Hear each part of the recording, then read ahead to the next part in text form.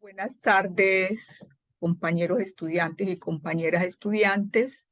Damos hoy continuidad al módulo 2 en otro de sus aspectos, como es el tema de la que trabajaremos hoy, el tema de lo que son los mitos e imaginarios, que es uno de los temas que me competen en este módulo.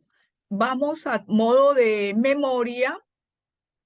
Voy a hacer un reprise de qué fue la síntesis y cuál es la intencionalidad del módulo pasado, a modo pues de hilo conductor desde la perspectiva del proceso cultural, y vamos de nuevo pues a explicar rápidamente en qué quedamos y cuál es la intencionalidad de esto.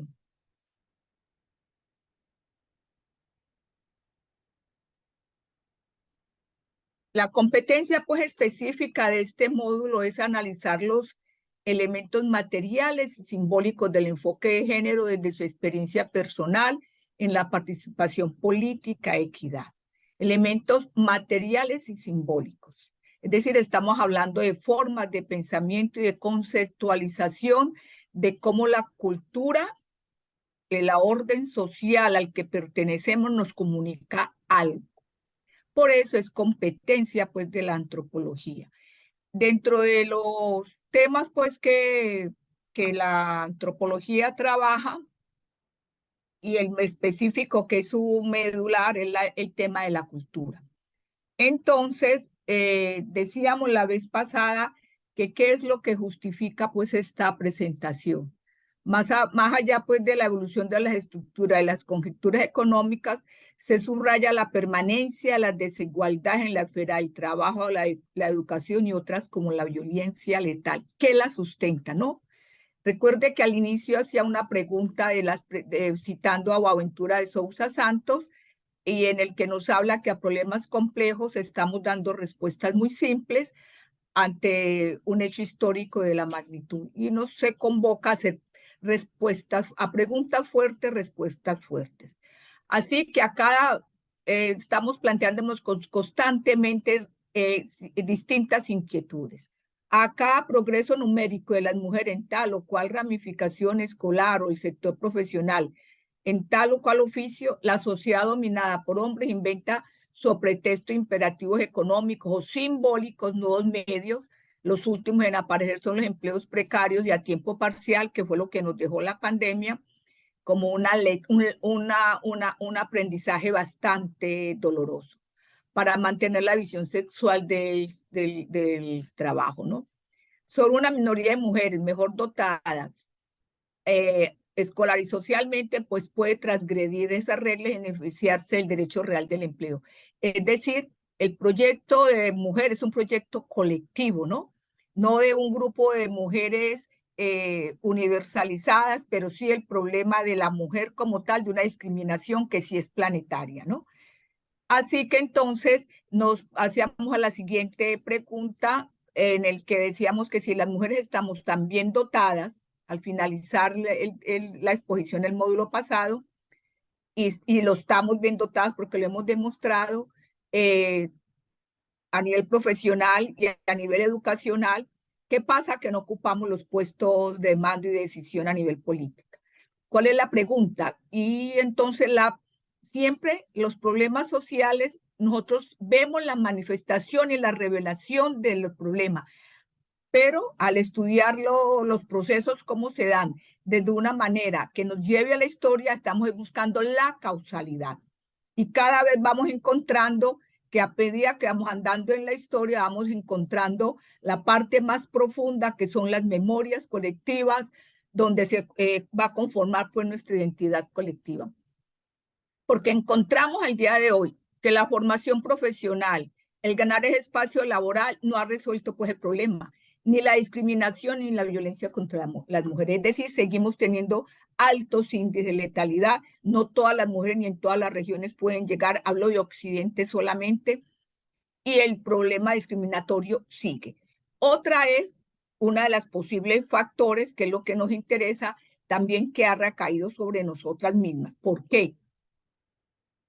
Así que entonces, entre esas brechas, pues que tenemos tan ampliamente reconocidas a través de los distintos estudios al día de hoy, se han ido los factores que son índice de cuál es la causalidad, se han ido, por supuesto, pues discriminando, clasificando en distintas categorías. Las estructurales, que aquí se van a trabajar seguramente, producidas pues por el sistema socioeconómico que redundan en la esfera política.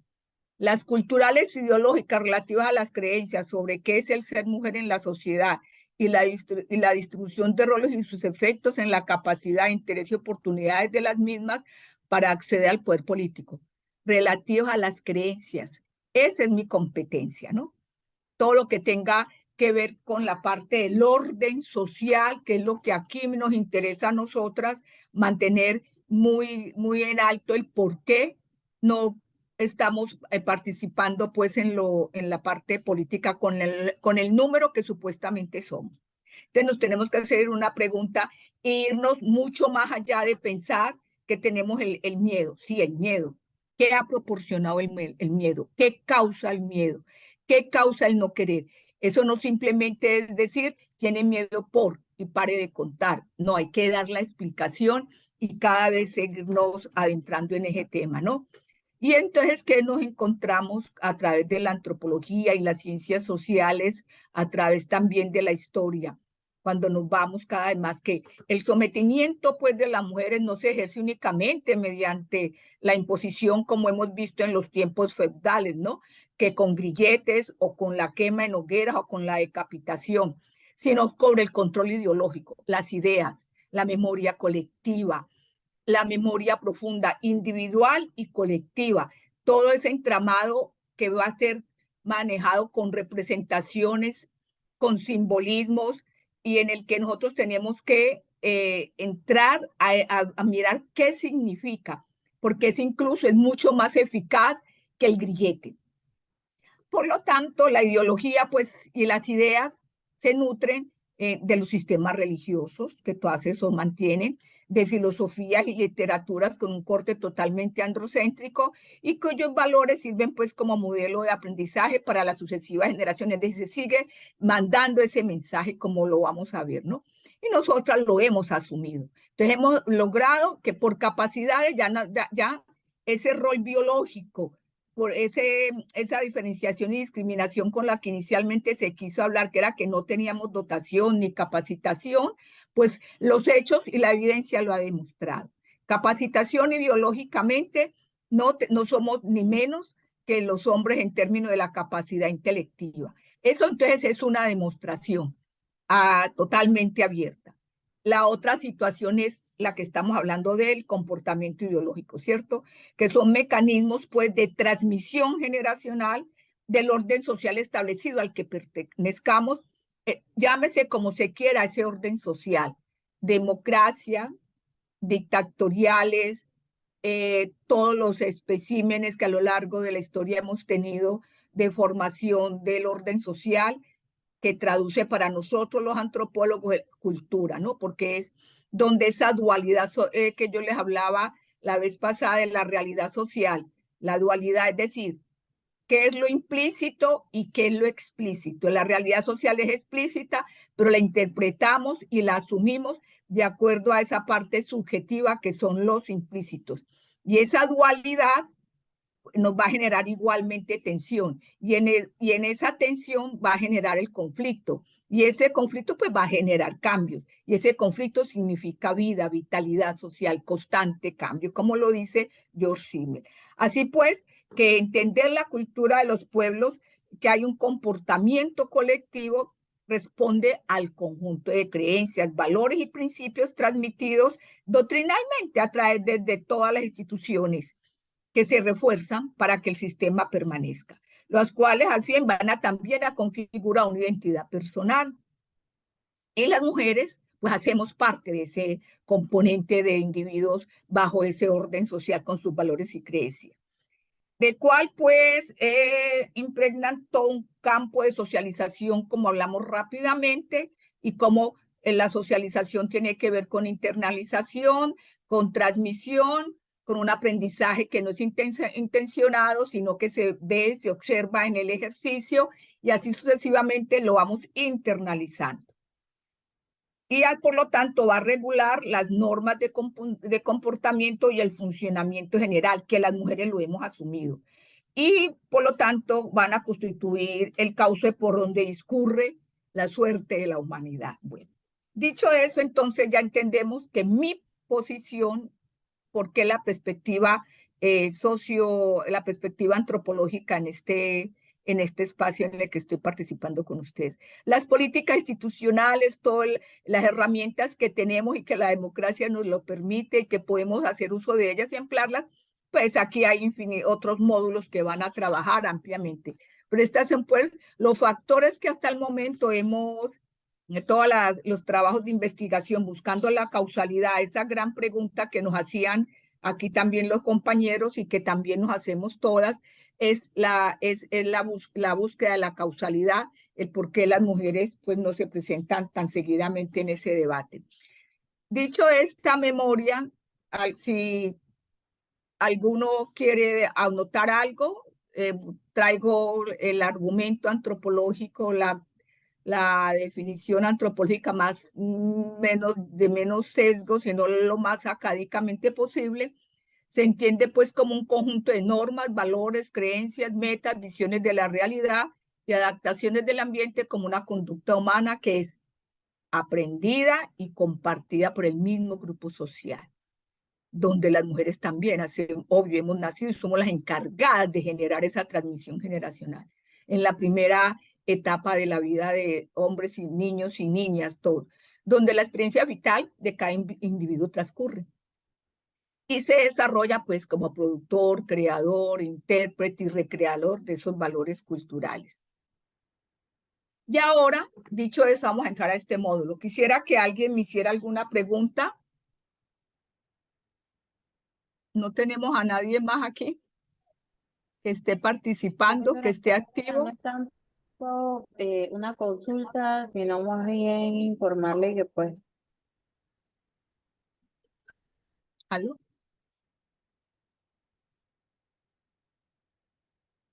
¿Sí? ¿Aló?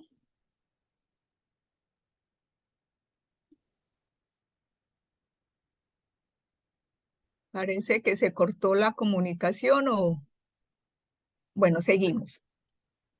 Dicho pues esa anterior justificación y explicación de esta perspectiva antropológica, nos adentramos a trabajar el módulo 2, más específicamente sobre los mitos e imaginarios que deben enfrentar para superar las desigualdades de las mujeres en el ámbito del poder político. Es decir, en este andar de las mujeres en la búsqueda de nuestra autonomía ya que llevamos estas herencias del feminismo del norte, el feminismo occidental, todo lo que hemos avanzado también en nuestros feminismos regionales, ante todo pueblos de América Latina, que hemos ampliado enorme y aportado enorme a la lucha del mundo de las feministas desde el concepto de nuestra gran diversidad, que eso es inmensamente válido y pesa mucho para poder saber cuáles son nuestras propias luchas de la liberación de la opresión y la dominación androcéntrica que heredamos pues de Occidente.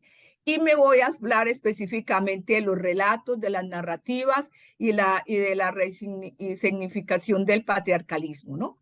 Que va realmente, como les decía en la introducción, es más eficaz lo ideológico que los grilletes, ¿no? Y esta es lo que nos interesa hablar, por eso es tan importante hablar y tan interesante y tan necesario en la causalidad, ir cada vez más avanzando en esas expresiones que nos llevan a entender que tenemos una memoria muy profunda, muy infrahistórica de los sometimientos y que incluso se resignifican, ¿no?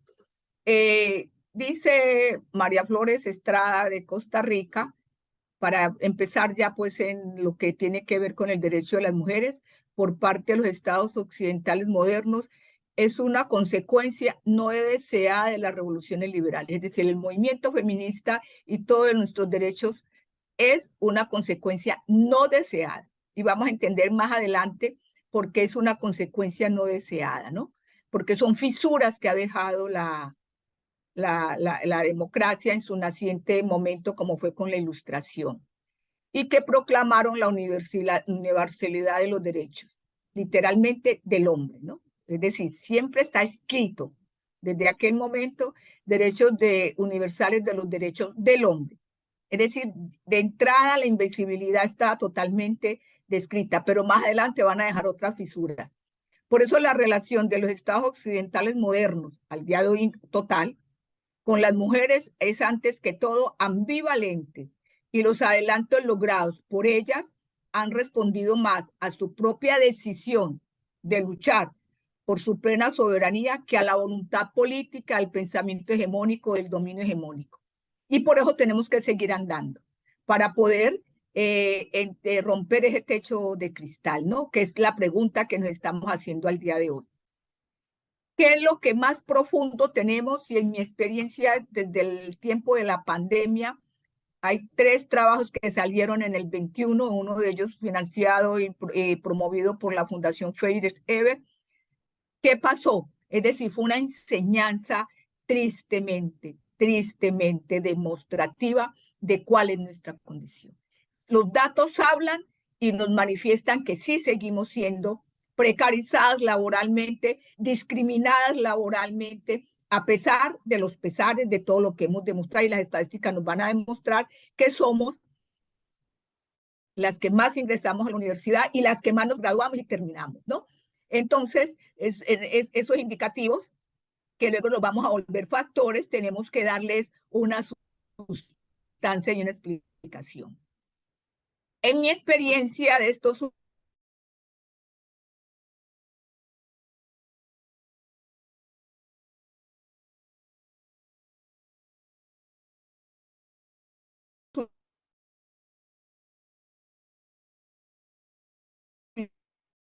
últimos años como